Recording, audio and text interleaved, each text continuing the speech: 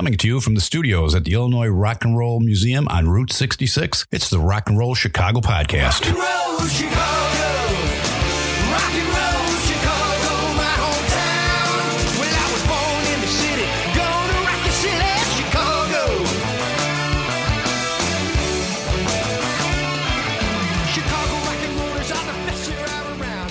Hey everybody, it's Ray the Roadie. And it's officially Hollywood Mike. Officially, why officially? Well, it's on our new nifty little shirts right Well, that's here. right. We got these nifty new shirts we've got on Amazon. Not as long, not only do I have my name embroidered on the vest that I wear on my motorcycle, but now it's officially on a shirt. It's official. It is really official. So you can't get rid of the name anymore. You can't change it. You can't become like Anaheim Mike or No, I don't know. I do not want to be Anaheim Mike. Compton Mike. No, nothing like that. Nothing like that. Yeah, no, I got no use for California.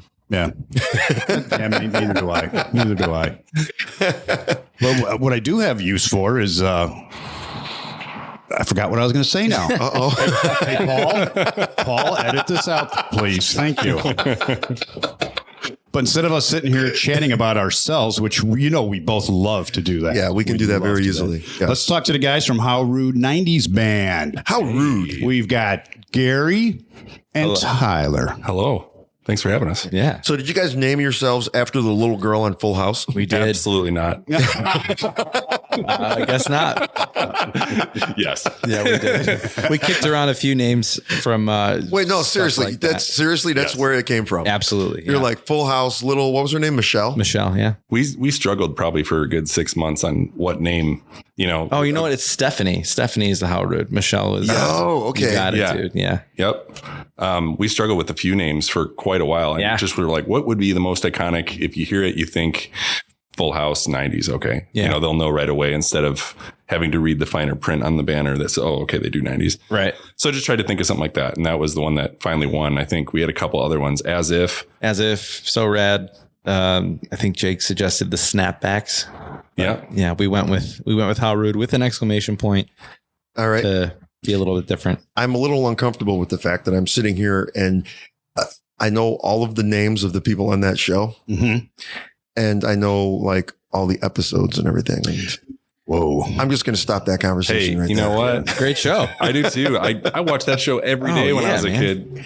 My wife's favorite show. Absolute favorite show. Now, Great show. Now, we're getting off track. Have you watched the spin-off thing? Is it on Netflix or whatever it's on? I tried. I did. I Or- watched the first season or two. I tried. My wife did. I couldn't. Yeah, you couldn't do it. I grew out of it, I guess. It wasn't the same or something like that? Yeah. I got sucked in pretty quick. I was into it. It was a nice dose of nostalgia for me. Yeah. Wow. Okay. I mean, eventually we're gonna have video, but we've got a bunch of guys sitting around a table here with tattoos on our arms and the whole bit, and we're talking about Full House. Yeah. I pretty much didn't watch that show. I like it. No, Come on. That's fair. come on. I mean, I saw a few episodes, but Uncle Jesse imitating Elvis. Come on. I know I don't know, it just didn't reel me in. Wow. Well, that's great. Well, anyways, we didn't want to interrupt, but go ahead and continue. Let's with Full House and How Rude. Yeah, we wanted something that would hopefully, say, we're a 90s band right out of the gate with by the name alone, but then we tried to incorporate a lot of that old 90s design in how we promoted our band. When we first announced what we were doing, I did a lot of like old 90s patterns. There's a pattern called the Memphis pattern that was like everywhere in the 90s, and then that you won't know it by the name. It's called the Jazz, but it's that pattern that was on every styrofoam cup and paper plate in the 90s. It's like a white plate, but a blue and purple like zigzag across. If I were to show you on my phone right now, you would absolutely know what it is. It was everywhere. Think Primo's ice cream. Okay. All right. In Oak Lawn, what? Mm-hmm. I'm kind of They have getting that it. logo all over. They're cups. Yeah. All right. Yeah. And then their diners. I'll pull it up. Sorry, I'll show you. I got to show you because you'll know exactly what I'm If talking you haven't about. noticed already, he not only is he our lead singer and guitarist, but he's also a graphic designer and does all that stuff. So, Oh yeah, absolutely. Yeah, that's on all the coffee cups and the Holiday Inns and all that garbage. Yeah. Yeah. Okay. All right. So there was but a it lot just of screams 90s. So that kind of stuff incorporated in the design of when we rolled out. right. To look 90s. And, I edited the photos in a way that looks like an old Polaroid, from the 90s or disposable camera from the 90s. So Right. a lot of that stuff. So it was like, why the 90s? Why'd you pick the 90s? Was it, were you guys Why not? Yes. We grew up on the 90s stuff and we didn't really see too many bands doing it. He was in a band called Louder Now. And they do a lot of the early 2000s pop punk, emo type stuff. And he was playing with them. We're all friends with those guys. And he decided he wanted to come do a 90s thing. And we'd been talking about that for a while. Yeah. Just remember growing up, being around, between the ages of 11 and 15 and having your boom box and putting on the radio station and putting your cassette and recording it and having mixtapes. And that was all the stuff I first grabbed as my own, other than being raised on Beatles and, the stuff from your parents. But it was the first thing that was like mine. Yeah. It was like, that was you're finding on your own. Right. you know.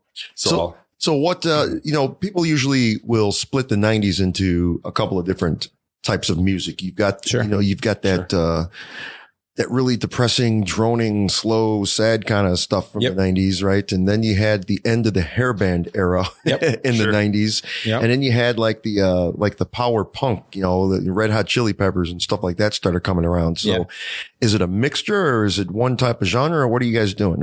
I would say we try to keep it as much of a far reaching thing for all the genres of the 90s. We try to touch a little bit of everything. So we've got everything from Backstreet Boys and the boy band stuff to Metallica and Pantera and things like that. But also a lot of that middle of the road kind of like Third Eye Blind, Gin Blossoms, Everclear, stuff like that. Fastball, Oasis, there's a lot of that stuff in there. Sugar Ray. Okay. The majority of it is rock, but we pick certain songs on purpose to get it in there so that there's something for everybody. But songs that are slower and more acoustic and kind of like the droning, slower ones that you were talking about, we'll try to kind of put our own spin on them. So it's not like a note for note cover. We'll kind of put our own twist on it and make it more of a rock version. Like we do a version of Iris by Goo Goo Dolls. Right. And it's way heavier and faster and rockier. But everybody knows what it is, and everybody still enjoys that, sings along with it. They're not like caught off guard or anything like that. Right. So it's a good time. Right. And Tyler, you are drummer. You're the drummer. Drummer and sing backup. You're drummer. You are lead singer and guitarist. Yep. So who else is in your band? How many people you got? So my little brother plays bass and sings as well. Couple leads on songs, and then a lot of backup vocals. And then our buddy Jake plays guitar as well. Okay. All right. So 4 you guys, and each one of you guys can sing. It's debatable. I would say Tyler's.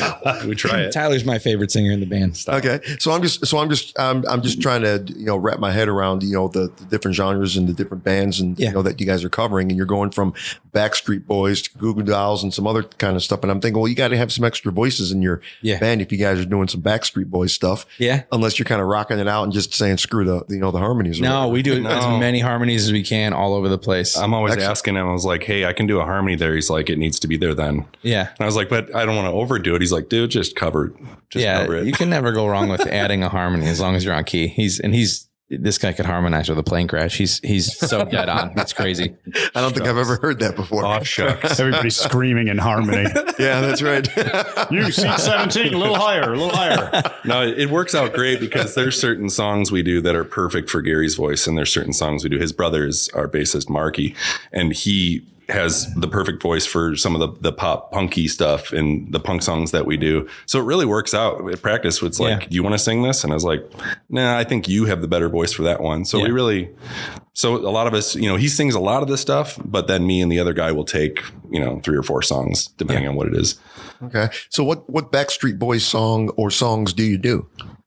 We do. I Want It That Way. Yeah. You do? Yeah. It's a crowd favorite. Yeah. Yep. Crowd Some favorite. of these things have come along because, we've been a band for almost 6 years now, and you always get requests for certain songs. Right. And for years, it was not in our catalog at all. Okay. And then after 4 years of people requesting that specific song, it's like, maybe we should actually learn this song. Right. Because people really want to hear it. So we did it once. We kind of messed around with it at a show, and it went over huge. And then we were just like, all right, well, this is a regular part of the set now. Right. Right. Yeah. We tend to listen to the jukebox music before the show and after the show, because whatever the place is playing, and that's what the crowd wants. And it's like, okay, we need to learn this song. Sure. Definitely. That's a good plan. Yeah. That's a good point. And we've even started that we've had so many requests for things that we were really strict at first, like that's not 90s. They come up, we don't know, that's not 90s. And now we're just like, okay, they really want to hear Mr. Brightside. Let's freaking learn it. Yeah. You know what I mean? It's like, okay, it's not 90s, but I don't see anyone complaining when we play it. So you got to do it. Right. But it totally sounds 90s though. It does. It's got that feel. It does. There's a couple that fit into that too. Like, Story of a Girl by 9days. Oh, yeah. Is not a 90s song. But technically it's like April 2000, but right. I mean, it sounds like 97. About a year or two ago, we started doing Stacy's Mom because people were nonstop coming up to the stage. Like, just play that song. Yeah. You got to give it to like 2001, right? 1989. Or Yeah. We've relaxed the Right. borders for sure over the last year choice. or two. Yeah. Right. You absolutely have to, because there's some spillover. Right. I You guess. still get people though that will request the Beatles and, you know, Jesse's Girl and stuff like that. And Africa, Toto, you know, Right. we're not that band. Right. I would love to be that band that does, you know, a 50-year gap, but it's not us. Yeah, but not those songs though. No, not those songs. Those are two songs I don't No, think sir. I need to hear covered anymore. No, I mean, I'd love to do some Beatles, but I don't think I'd do it well enough to, you know, be embarrassing. So what do you guys think? What is it about the music of the 90s that attracts so many people? Because I know, man, 90s music is hot. It really is. What is it? I think a lot of it for me is the songwriting was just like top notch. I mean, they were just hits, huge hits. And not to say there's not hits now, but I feel like the hits kind of went as, you know, the quantity of them has kind of just gone down. And the ones that are great, but man, 90s is just like every band had like 5 hits. Yeah. That, you know, to this day. Sure. You know? You think of like, even whether you like it or not, like Sugar Ray. Yeah. How many hits on each one of those albums that you could still play it and people would go, oh my gosh. Yeah, you know, definitely. I think a lot of it for me and for other people is an element of nostalgia. I mean, we have a lot of people that are our age that come to shows and we talk to them about, you know, I was in elementary school when this song was on. I remember hearing it, and that's how I feel. I mean, we play these songs every night and I still feel the same way as like when I first started playing them 6 years ago. I'm not burnt out on these songs. I love hearing them. It reminds me of being a kid.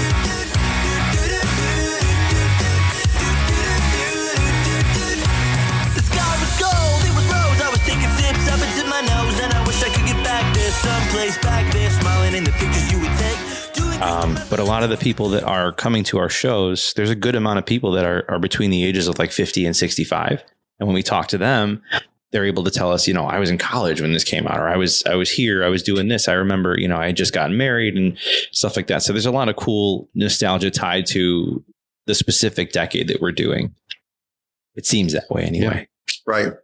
Yeah, I hear the Wallflowers, like one headlight comes on and I'm instantly transported back to the pool in Orland Park, you know, going down the water slide and hearing it up on the... And I'm in Vegas. I remember I was in Vegas when I started hearing that like all the time. Yeah. Right.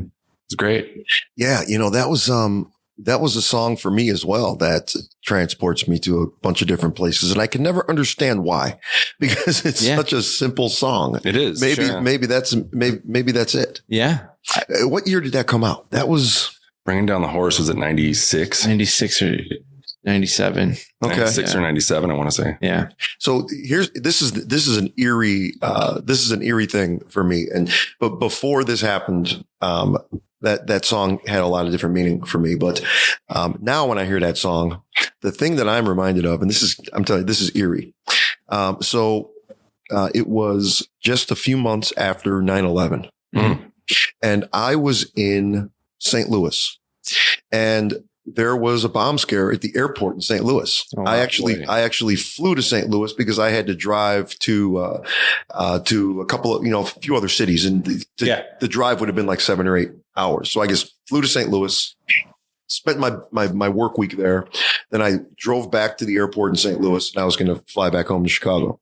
Well, then at the time there was some kind of bomb scare at the airport and no flights were taking off. And I was like, you know what? I'm just going to keep my rental car and I'm going to drive home. And I was still feeling the effects of 9/11. Sure. I was like, shit, this really sucks. Yeah. Right. And as I'm getting on I-55 heading home, that song comes on the radio. So now, unfortunately, whenever I hear that song, I'm reminded, not necessarily of 9/11, but about that time afterwards. But it is weird that song has such a connection for me. Totally. It's strange that you guys said that. But the connections that's what makes it fun for me. I like when you said the Pool. When I think of the Pool as a kid, I think of both Semi-Charmed Life and Two Princes, Spin Doctors. Those are like Pool songs. And then like random one-hit wonders like Len. Remember Steal My Sunshine? Yeah. That was always on at the Pool. Right. you know, why do the Spin Doctors get such a bad rap nowadays? I don't know. There's all these stupid jokes and memes about the Spin Doctors, which are unwarranted. They were a fantastic They band. were a great band, man. Their guitar player is awesome. And their bass player was just amazing. Yeah. Yeah. When you rip that solo in Two Princes, you That's can a fun tell one. that's a good band. They, yeah. They knew what they were doing. Yeah, absolutely. And during the COVID years, when they decided to start, doing like these little, I think it was the anniversary of that song. So they were all in their own individual houses. Oh, really? I Did like didn't see a podcast, Like a simulcast a thing? simulcast of it all. And that was fantastic. Super when cool. they did Yeah. that. I mean, That they band's still had the awesome. chops. And I think they're on tour, or at least playing a few shows now, but I don't think the original bass player of the band is Oh, is he not with them anymore? has joined them. Yeah. I saw them. I was in Disney World with my family and they were playing at Epcot. And I happened to be, I had no idea. I was just walking by, had a beer in my hand. And I was like, this is Spin Doctors. Like, this is awesome, you know? Yeah. Yeah. Do you guys play some of the songs? I'm assuming you play a Spin Doctor song. We or- do Two Princes. We do Two Princes Two now. Princes. I want to get Little Miss Can't Be Wrong. Oh, yeah. That's a great song. I mean, well, yeah, you got number 1 and number 2 right there. Mhm. I mean, there's so many other songs that you could play by them. Yeah. But I don't know how recognizable that they are because they were kind of an underground band. That's the battle is how recognizable is a song. Like you could think it's a great song, but are people going to care? Is it going to fall flat on the audience? You know? So Yeah, we all have one card that we can throw down to play any song, and the other guys have to do it, and none of us have done it because we've all agreed on all the songs. Yeah. Oh, wow. But Yeah. if, It's a good streak. yeah, I guess so. You could throw in a sleeper song from one of those big albums and see how many people react to it, but we haven't done it yet. Yeah, but if people don't care, I mean, it takes 1 or 2 shows to realize that people don't care, and then we just cut the song. Right. If it's not going to go over, it's not going to go over. Oh, yeah, we do the same thing, too. Yeah. It's why invest any more time into it if it's not going to go over well? Absolutely. Our booking manager told us, I remember at the beginning, he just said, whatever you do not play Fly. Fly by Lenny Kravitz. Fly Away. Fly Away. He said no band knows how to cover that song accurately. No room wants So to we hear never that tried. stuff. Yeah. We're like, okay, we trust you. No, I was actually in a band in the early 2000s and we did it. Yeah. How was it? Yeah. Fine. It went over well. Yeah. Went over well? Yeah. It's not as Oh, difficult. see, we got to do it just to spite him. All right. We're Absolutely. going to add that to the set. I think so. Absolutely. You should. That's a good song. Yeah. It is. And are you going to go my way? That riff Great is song, cool. too. Yeah. Great I like riff. that riff. Yeah. Yeah. Yeah, no, that's a good song too. I've done that 1,000 times as well. So, what would be the card? You threw down your card. What would be the song? Yeah. What's the one song everybody else in the band has to do? Shut up, you're doing it. I thought of it the other day. Now I'm blanking. I don't know that so I know one that I want to do, and I know that nobody's going to care, and I think it would not land with an audience. But Toad the Wet Sprocket, All I Want. Oh, okay. I love that chorus Yeah. so much. There's a chord progression in the chorus that's just mint. I'll jump up yours and say Toadie's Possum Underground. Well, that's a good one. Yeah. I think that's their only song, Possum Kingdom. but it's a great song. Yeah. Yeah. Yeah. I could think of a bunch of them. Yeah. I'm bad on the spot, but maybe I can email you some songs that we would use as our cards. No, it'll be too late. No, that's the way. I just thought of this one. Yeah, no, that's the way it goes. Whenever somebody tells you to name songs, 1,000, but you can't think of one at a particular time. Yeah. So, who was your favorite guitar player from the 90s? Oh, from the 90s? Yeah. I mean, I really like Kevin Cadogan from Third Eye Blind. He's got a lot of interesting tones and the way he writes and different tunings and stuff like that. It's hard to say from the 90s, but I would probably still go with my favorite guitar player, Steve Lukather, Toto. Oh yeah. So even Toto in the 90s, I mean, this dude. Hence, you would love to play Toto. Yeah. Yes. Exactly. Yeah. Love Luke. He's somebody that within like the past 5 to 10 years or so, I started learning a little bit more about. And man, he's had his hands on everything. He's on everything. Yeah. It's crazy. I mean, what was it? He gets called in with, who are the two brothers in Toto? The Porcaro brothers. Yeah. Yeah. These 3 guys get called in and they're working on the Thriller album for Michael Jackson. So cool. And other albums too at the same time. Yeah. all the while they managed to come up with their own hit album. Yeah. Right. That's crazy. At the same time. And even Same like here. so Human Nature was written by Steve Porcaro and Toto, and it was a throwaway song. They didn't want to use it. And they gave it to Michael Jackson. I It's didn't a know that. huge song. Yeah. That's wild. Yeah. Great song. Yeah. But it sounds like Toto. If you listen to the song, it sounds like a Toto B-side. Oh, absolutely. Yeah, It's crazy. Now that you say it, Yeah. of course. Yeah, it's missing a couple of like African instruments. Yeah. And stuff. Yes. But but no, it totally does sound like a Toto song for sure. And all the work that he did with George Benson blew me away. Yeah. Yeah. He's got his hand in everything. That's the best way to put it. He's all over the place. Gosh, I hate guys like that. it's like a chew. Oh, here's another hit song. For Yeah. Just like that. There you go. Jeez. Yeah. See, most of them guys don't get their own bands. I mean, they're studio musician, producers, writers, and that's all they ever do. But then they just got together and said, "Hey, we can put a band together." Yeah. We're all awesome. Let's just do it. Yeah. Yeah, The why cool not? part is a lot of those guys can walk down the street and not get bothered. Well, that's it. Yeah. Yeah, right. Well, I think he probably back in the 90s, you recognize Luke with that hairdo that he had. Yeah. It's similar to that now. It's just white, a lot more white. But if it wasn't for Toto, you would know who he was. You know, That's true. Right. Yeah, That's right. true. it's like in the '60s, the Wrecking Crew. Yeah. You know? Yeah. Right. That was every single band out there. Nobody Yeah. knew that. Yeah. That's wild. Yeah. That's so wild. I'm Christy from Crime Cave Podcast. I've had a huge interest in true crime since my days of watching marathons of Snapped back in the mid-90s. I needed an outlet to talk about the cases that have haunted me for a very long time.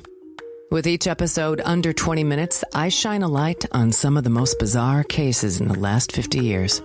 Join me in the Crime Cave. Hi, I'm Rick Anthony. I'd like to thank my radio brothers, Ray the Roadie and Hollywood Mike, for allowing me to tell you about my podcast, the Someone You Should Know podcast. We spotlight musicians, authors, and interesting people, and we like to say we're making a difference one artist at a time. The podcast is heard twice a week on Mondays and Thursdays, and you can check it out on your favorite streaming platforms and on the web at someoneyoushouldknowpodcast.com. That's the Someone You Should Know podcast with me, Rick Anthony. Making a difference, one artist at a time. So what's your favorite song?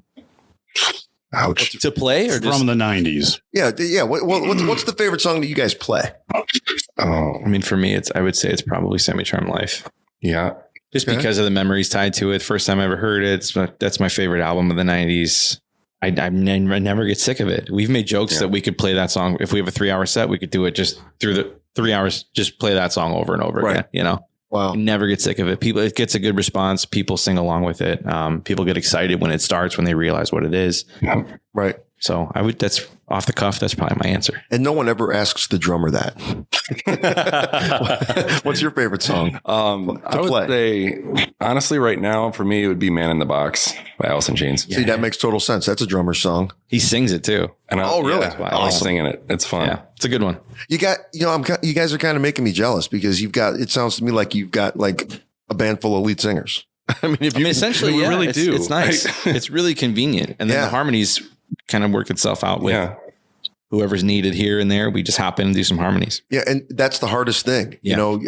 Harmonies make or break a band. Yeah, absolutely. You can have an okay band with fantastic harmonies, and you've got a fantastic band. You can have a fantastic totally band agree. with no harmonies, and suddenly they're They're just deep. mediocre. Yeah, Yeah. it really is. We spend a good amount of time working on harmonies in practice, just sitting down, one guitar, really honing in on, who's doing what part and how it sounds. And Yeah. And that takes a discipline in itself. Yeah. There's so many bands that they don't have, they don't work on harmonies. Every band should get together. If you're going to rehearse once a week, 1 week you're working on the music, the next week just get together and do a harmonies practice. Great idea. I've always believed in that. yeah, And it's a great idea. But it's really hard to convince people in a band to do that. Yeah. It seems boring. Nobody wants to do that, right? No, we saw that at day one is like, let's get the harmonies just on. So we would definitely take plenty of time to go over, is that the right harmony? Let's go listen to it again. Right. Figure it out. We used Or- to have nights where we just get together and drink beer and sing together and just, get the harmonies locked in. But I mean, there's nothing that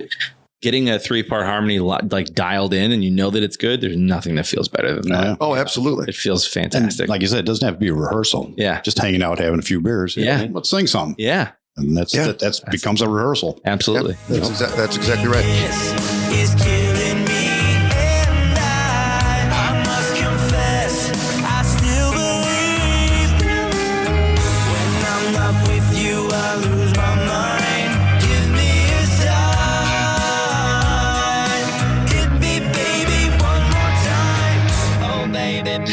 next for you guys? Or I shouldn't say what's next. Where can people find you? And tell us a little bit about your gigs. Where do you like to play and stuff? So our website is howrudeband.com. Mm-hmm. We have a show coming up this coming Saturday, July 1st at the Tinley Park Rib Fest at the 80th Avenue train station in Tinley Park. We play from 2:30 to 4:30, and then July is just kind of slammed with a bunch of different, all over the place fireworks shows on the 3rd and 4th in Palatine and Elgin. Mm-hmm. And then Blue Chip Casino on the 8th. Michigan City, Indiana, and then nice. Whiskey Jack's up in Madison. The 14th, yeah. Right. So You guys ever play the Blue Chip before? yeah. We have. Yeah, that's a fun place to play. a good time, The yeah. load-in sucks, but playing there is definitely Not great, pretty cool. but Yeah. no, they're really nice. They're cool people. Yeah.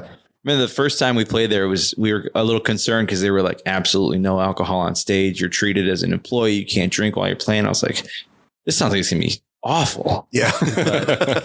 No, it was fun. It was cool. Yeah. Not that, musicians have to drink in order to play. No, of course not. Of course Yeah. not. Yeah. It's for the audience's benefit. Yes. Right. Yes. Oh man. Okay. We always forget to say this, but I think this is going to air probably in August, right? Probably in August, yes. Yeah. What do you guys have coming up in August? Oh, Let's see. pull up the calendar. Yeah. Take a look here. So we have August 2nd, we are playing the Elmhurst Community Stage in Elmhurst. And then we have the Village of Hillside show on August 15th. And I think that's all we have right now for August. And then a couple of shows in September. Elmhurst Rock the Block on September 9th. And JMO's Live in Mokina on September 15th, which is nice. It's a little close to home show for us. JMO's is a really fun venue. It's a cool space. Yeah. Yeah. Nice staff. So How many shows you guys play a year? I would say anywhere from like 40 to 50, Okay. something like that. So you're averaging about once a week or something like that. Yeah, it's pretty close. Taking off for holidays and Yeah. things like that. And you play mostly like south suburbs and places like that, or are you kind of spreading out all over? It feels like a lot of north suburb shows. We play. Really? Yeah, we do a lot in Like Hoffman Estates and Oh, okay. Geneva. We do a lot of shows like Cubby Bear too. We okay. always get these Cubby Bear shows, whether they're like the Saturday Night Late shows or like the post Cubs game shows. They'll have a band, and we do a lot of those because it's like a guaranteed packed room. Everybody comes over wasted from the game. Right. Good built-in audience. It's nice. Okay. But Good exposure. yeah, it's great exposure. We've gotten some really cool gigs from those, those smaller gigs like that too. So Yeah. What's your favorite place to play? I would think the band would answer this. Even Flow in Geneva. yeah, I think that's a Shout out to Yeah. Even Flow. that's everyone's answer. I think. No, that's a pretty cool. Always place. have a good time there. It's always packed and people have a really good time. Yeah, they're always super nice to us too. Everybody there's super cool. Yeah. I've played there a few times. I love that place because where the stage is located, and it's got the really high ceiling. Yeah. And it's got the balcony and the whole bit. Yep. It reminds me of the club in Purple Rain. Oh, it's there. Yeah, I can totally see that. I can totally see when that. when the lighting and everything is right and in there, it Yeah. looks like the club in Purple Rain. I love playing there. Did Where's- you? Go ahead. Sorry. Did you go downstairs and see the Speakeasy? No, I haven't been down there yet. So next time you go downstairs and look. They built there's a brick wall with bars in it. It looks like a kind of like a jail, like dungeon area. And you look in there and it's like a old school bar. Okay. And it used to be a bank, that building. Right. And Capone had his money in the vault there. Oh, wow. So they were telling us that, and they've had, those ghost story shows from, TLC or whatever down there and stuff. So it's just a cool little area.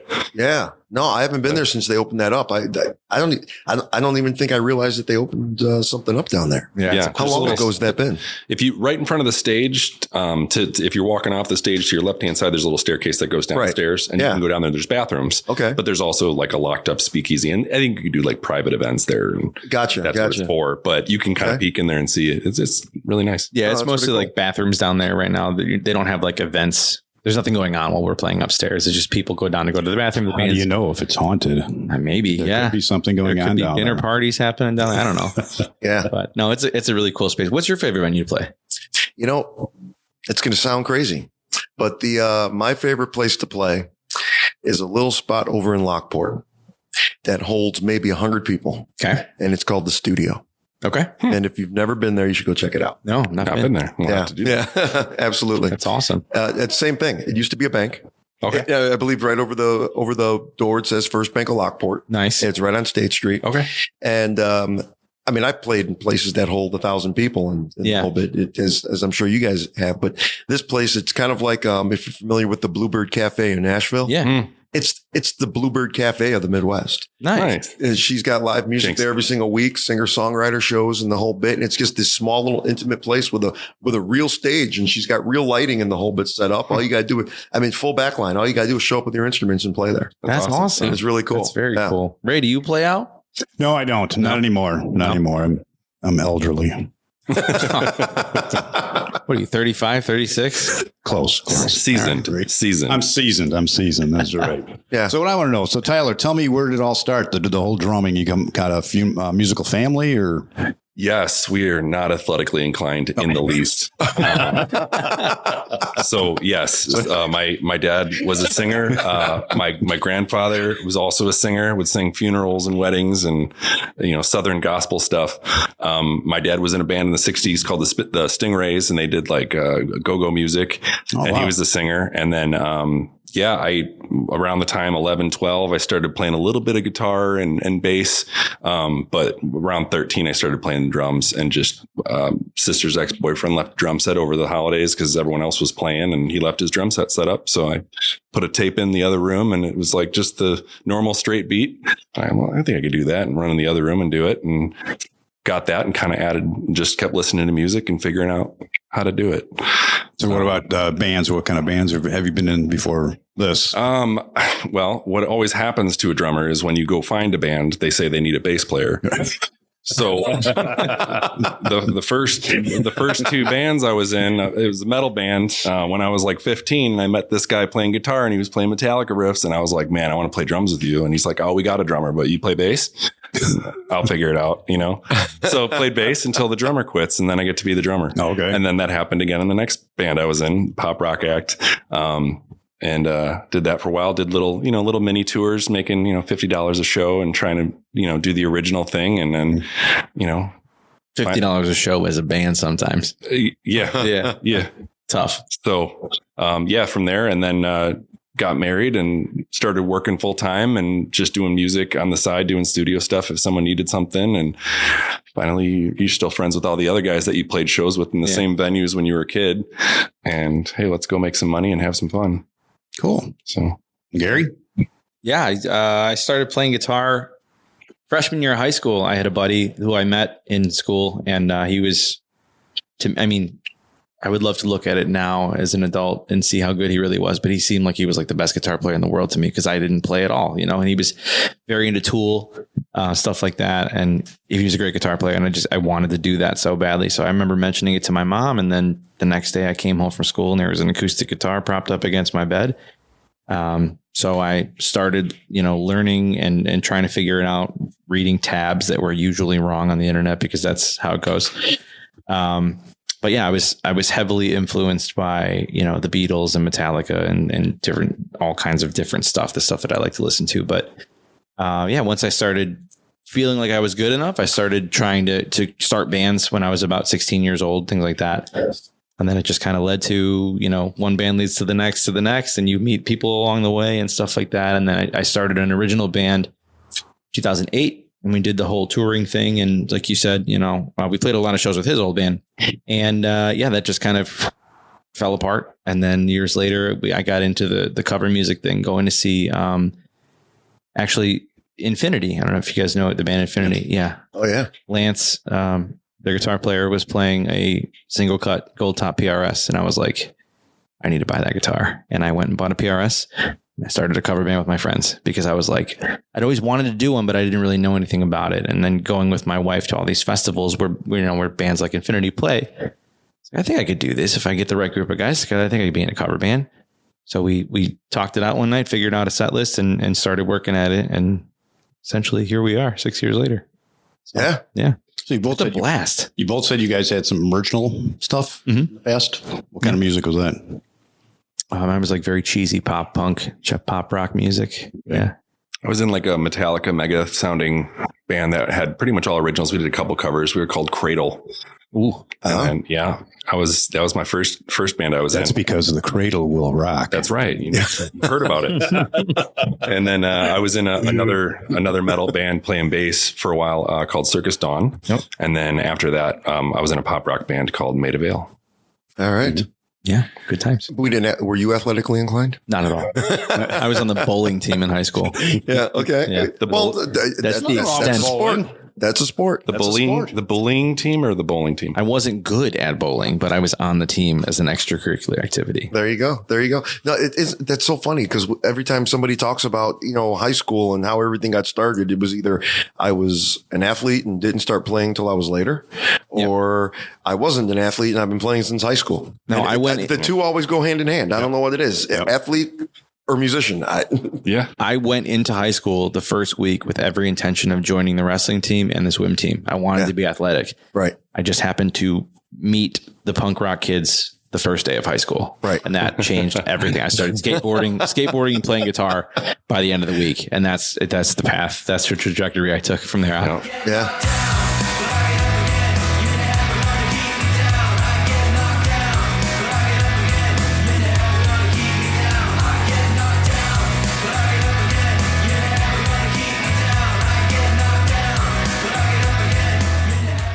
No regrets. I mean, very cool kids. And I became friends with all the athletes, but Right. I'm not inclined at all athletically. Sometimes that's the way it goes. I mean, we like to throw bags and stuff, but I don't know if that's really athletic. Yeah, big into bags. Definitely is. That definitely. What about dice? Dice games. Dice could be. Yeah, you can do that. We shoot a lot of dice backstage. Yeah, a lot of green room dice. That's athletics. I mean, come on. That bicep. I know. You got to get the right the throw. wrist. Yeah. That's True story. I tore my rotator cuff playing bags. So, Really? It's, I mean, I don't know if that's because I was doing an incredibly athletic movement or I'm just getting old or a combination of both of them. It's because it's athletic. We were doing something incredibly stupid. We were like, okay, let's see how far apart we can put these things. And still getting in, right? So it got to the point, I think we were like 30 yards apart. Yeah. Something like that. And I'm no longer just underhand pitching this thing. I'm turning it and I'm throwing it like a Frisbee. Yeah. Ooh. And I just wound up, man, and just whack, right. And as soon as I did that, oh man. Snap. Man. That was it. God. Injured playing bags. Not fun. That's Good story, though. I pulled both my hamstrings sneezing one time. So, I mean, I guess throwing bags and ripping your rotator cuff isn't so bad. Oh, yeah. You need a bubble, man. You got to get in a bubble. I do.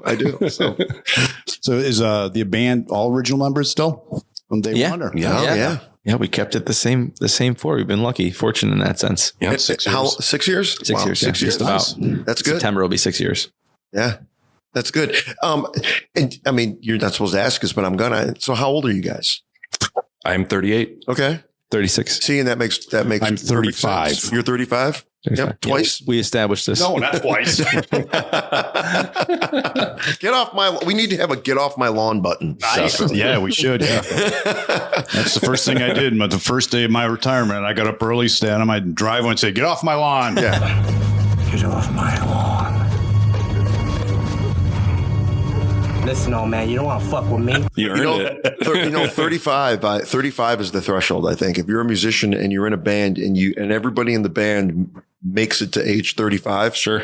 you're just going to be together for the rest of your lives or until you get sick of doing it. Yeah. It's prior to 35 is when everybody's bitching and moaning about something and everybody's arguing, fighting, and nobody's happy with everything. I mean, think about how many bands you were in between like 21 to 34. Oh my God. Oh, totally. We don't have time. We don't have enough time. Right. Right. And all of a sudden you hit 35 and it's like, hey, we've been together 6 years. Yeah. And stuff. Yeah. Well, now we only have to worry about the wives saying no. Yeah. Yeah. That's really the only anomaly now. Well, It's you just know, the you know wives. what the secret is there, right? You know what the secret is there. What's up? Make money. And That's what we're working on. That's and if we weren't, we wouldn't be in this Yeah, band. it's right. been Right. We'd be it's still been good playing, so but- far, but yeah. Yes, I have to play Friday night. I have to play Saturday night. I have to host an open jam on Sunday night. Okay, how much are you going to make by the end of this weekend? Oh, Yeah. quite a, okay, great. You go do Yeah. that. Go ahead. Yeah. Yeah. Yeah, that's been the money's been the saving grace for some of the sanity of the wives I know over the years. Yeah. You use it as an excuse, but it's, we're all sick in the head. Yeah, When it comes down to totally. it. Yeah, definitely get that 35. You don't care anymore. Yeah. Yeah, I totally agree with that. I mean, I can could enjoy what you're doing. I could coast with this band for, the next 30 years and keep doing the same thing. We gotta wait because Jake and Mark are both 30 and 33, 31 and 33. Oh, okay. So we got a ways to go before we cross that threshold. Yeah, but one's your brother though. One's my brother. He's not going anywhere. Yeah. Okay. Yeah. You just put him in a He's headlock stuck. and give him a noogie. Yeah. That's right. But the other guy, you're on the bubble. So hang in there, Jake. You never know. Yeah. All right, fellas. So that was great meeting you guys. Thank you for having us. Thanks so much. Wish you a lot of luck. Seems like you guys are really, really busy all over the place. You said Madison, Wisconsin you're going to? Yeah, that's one we keep going back to. College Town, the bar's packed and it's wild. Play till 2 a.m. and that's awesome. It's great. Yeah. No, that's great. No, Madison's a cool place to play. It's very cool. All righty. Well, good to see you guys. Thank you for having us. We'll be seeing you somewhere out there this summer. This place is awesome. Absolutely. Yeah. Great job, guys. Well, there you have. I cannot believe how rude those guys were. They were rude. They're very rude. How rude. That's what happens in the 90s. They're very, very rude. I'm looking forward to hopefully getting out to see those guys because I do like the 90s music, I have to admit. I do too. I do too. It was a high energy, positive era.